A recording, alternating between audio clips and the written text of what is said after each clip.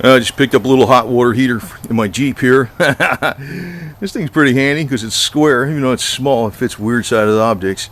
Boy, I was glad when I was cheap when I had this place put together because I only got to put a 110. You know, they wanted the bigger one, the 220. I said, give me the cheapest shit going. I'm trying to save money. I paid my place off really fast. But I'm going to put this pan underneath it, and it's basically just a 2-wire hookup with a ground. But I'm going to put this drip pan underneath it and probably get an extra sacrificial anode. This thing lasted, my old one lasted almost 20 years. So that's a long time. And just to be cautious, because I was afraid of any kind of termites where there was like a little bit of a leak. You know, if they get moisture. You put this stuff in the water, man, that'll screw them up. This works better as a termite and insect protectant more than anything. A lot of people don't know that. It's a few bucks.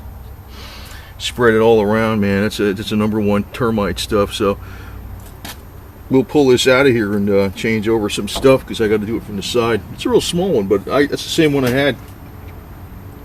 I was cheap, and you know what? Just like anything, like you buy stuff, buy simple.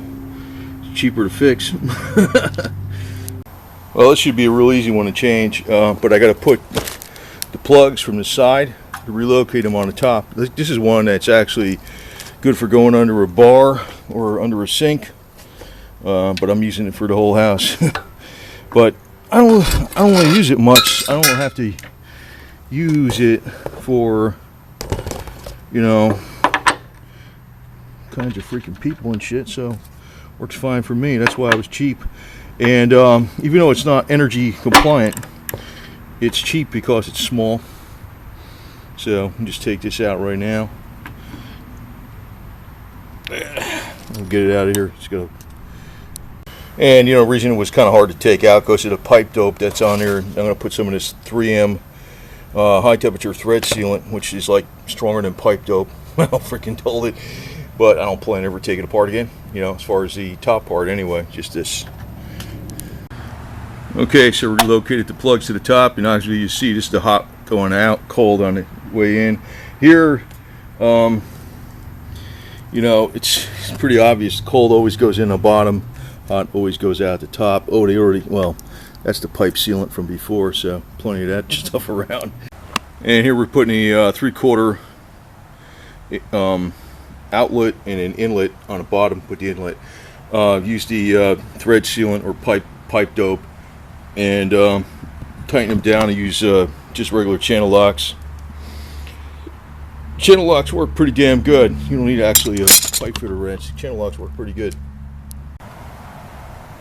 Okay, so all the fittings are secure. You know, actually this would be pretty cool. Like if you were, say you're putting an addition on a house and you don't want to use the hot water supply from the main part of the house, you can just have the cold water split off into a Y, and you know, one side go into the hot water here, then plumb it accordingly to the shower and, you know, the bathroom or whatever, like on an addition on a house or something. That's what this would be good for too. And also it works as a spare backup too. But man, this is a hell of a lot easier to change than those big ass things with the gas and the 220 and all that other bullshit. Man, it's only 70 pounds. It's the one I had in there was 20 gallons, 1700 watts. Can handle like a 15 amp breaker. I think it's a 20 amp breaker I got. And this is rated for 15 amp breaker, 12 gauge wire, that's all you need, and it's 19 gallons. But I never really had a problem. Like what I did was I set the I think that's also why it lasted longer. I set it on higher. This could go up to 150. You're not supposed to have it that high. You're not supposed to have it higher than 120. I had mine like 135, 140. But it worked great when I was pressure washing the engines because I had this hooked up to a Y fitting by the washing machine, and it's extra hot for like pressure washing stuff and, you know, outside. So anyway, next thing is to get the other one loose. That might be the problem, but it might take some heat you know, around here after I drain it and all that shit. But I'll be doing that tomorrow because I don't feel like doing it tonight. Hey, Rocky, you don't know what you need hot water for, right? You're trying to figure that out. You don't think we don't think we need hot water, right? You don't even the only thing you use water for is to drink from, right? You got a tongue, you go, right? Cats can't figure out what the hell we need hot water for. Anyway, someday you might understand. See, he's taking a bath right now. See, you don't need no damn water, right? Meow meow. Now, before I install this, I take off the access panel that's on the side, and I set. They have it set 120 from the factory. And that's your reset button, by the way. They have it set 120 from the factory. I set it on 140. Now, they'll tell you not to do 140 because it's scalding hot. You can actually scald yourself at 120, you know, as they're showing right here, right? But at 140, it's a better bacteria killer. And on a smaller heater like this, I've never freaking really had a problem with this not being enough heat, hot water. Because when you mix it with the cold water and you're starting out with hotter water, you don't need to mix as much hot water with the cold water to have it come out hot, pretty hot. So that makes the smaller heater work more, work better. So I would, work like a bigger heater. So, that's where I set it. But like I said, the other flip side of it is it kills the bacteria in the water. So I don't know. That's what I'm doing. But like you said, here's the caution, right? You set it up higher, you got to watch. So, anyway, it's just like everything, right? Your common sense, but that's what I'm doing. They got it set 120, but I'm setting it at 140. That's where I've had mine. I had mine set for the last 19 years on 140. I'm not so stupid as to put pure hot water on, but, I realize that it lasts. It really does. The little heater does work a lot longer, and it's plenty. It's plenty. And of course, you got to feed the other cat. All work steps to feed the cats, right? Yeah. Who knows? She's probably a pregnant female for all I know. Just my luck.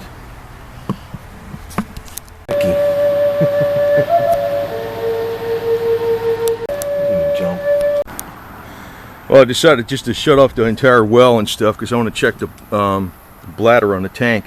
So, well's off, and all the water's pressure is gone. And what you're supposed to do on this bladder, this tank, is check it every year. It should be 38 pounds. This isn't too bad, actually. Let's see, get it on there. 38 pounds, excuse me. It's 33. That's not too bad, actually. So, put a little air in it, just like from the air compressor. So all you do is stick some air in it from the air compressor, and I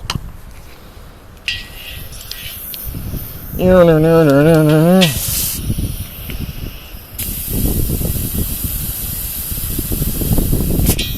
know what the hell, how much. See what we got here. Anyway, that's what you do. Went up a little bit, so just fill it up to 38 pounds when there's no water pressure in it, because that's the pressure from the side of the tank onto the bladder.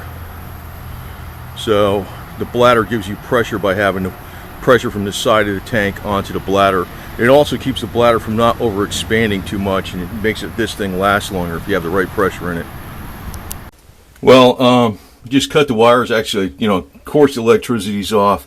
And I did is I taped the wires to the wall on the side there so they're out of the way. The last thing I connect. What I did last night, I sprayed all this down with PB Blaster. It wasn't so much I was worried about where the Teflon tape was, but I was wondering how this was going to screw over here. And it loosened up. I was like, whew, good. That was the one thing I was kind of wondering about, if there was going to be some corrosion right here. And maybe it's a good thing I did use that stuff. I mean, I don't really hear about plumbers using that stuff too much, but I noticed the tank is drained. I noticed that I had a valve and it was tight and I couldn't move it. I sprayed PB Blaster on it, just one of those valves like this, and the next day I was able to loosen it. So these seem to be okay too down here. So I'm like, whew, man, I'm gonna have to bend these a little bit to get them lined up with the other tank, but the other tank is not that different from this one, so it's a little lower. This top one's a little lower and that bottom one's a little higher, but these should bend if I'm real careful. Plus I can position it a little more this way so the height can go like that, it'll distance. So anyway, okay, so I put Teflon tape, this stuff here, on the fittings. I chemically cleaned them first, and you wrap it clockwise, the same direction you're turning it, because you don't want to unravel it. I put the 3-strand wire up there, I taped it. That'll be easy. All I got to do is, hot to the neutral, and then do the ground, which is a green thing right down in here. Is a green thing right over here. You probably can't see it, but it's right under there. Now I got to tighten these down. That was the main thing I was worried about, was these, these fittings. This should be okay because they look clean, and maybe that was a pretty good idea. And maybe that was a pretty good idea to use the PB Blaster, because I was worried about right here, but that looks like there's some kind of plastic in there or some kind of shit. So turns okay. Just got to tighten those down, and I'll give it a water check.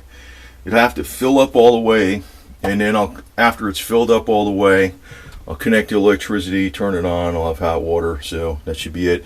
Then I have to do this overflow thing here. I got to connect that up, but that's not a big deal. I got to get something for that tomorrow at Lowe's or something. I got the pipe right here, but it's cracked. Didn't realize there was a crack in it, so I want to get a replacement one for this. But that should not be, I've never had to use it now, and it's also got the drip pan in there, so that's a little bit better. Actually, this bottom piece here is plastic. I didn't know that. Well, the other one was metal. This one's plastic, so the tank is actually up in there about 2 inches. So this is not a bad thing to put, especially if you got like a garage or workshop or addition on a house. And this does work for a smaller house. Depends on how many people. Like I set it at 140. You got to watch though. If you freaking got it at 140, you got to remember that damn water's hot. But when you mix it, it'll last a lot longer. So I'm going to tighten these up right now. Then we'll do the water check. And make sure you let your water run before you hook up your electrical, get all the air out of it and stuff. And hopefully it's working. Damn thing's awful quiet, I can tell you that right now, but it seems to be slightly warmer on this side. I just turned it on 10 minutes ago. So yeah, it must be working. This cold side is definitely colder. It's not hot yet. I just turned it on. It's less cold on this side. Yeah, it's working. Make sure you turn this on before you hook up the electricity. Even though the thing's filling up with water, you want to get all the air out of the lines. So, here we go.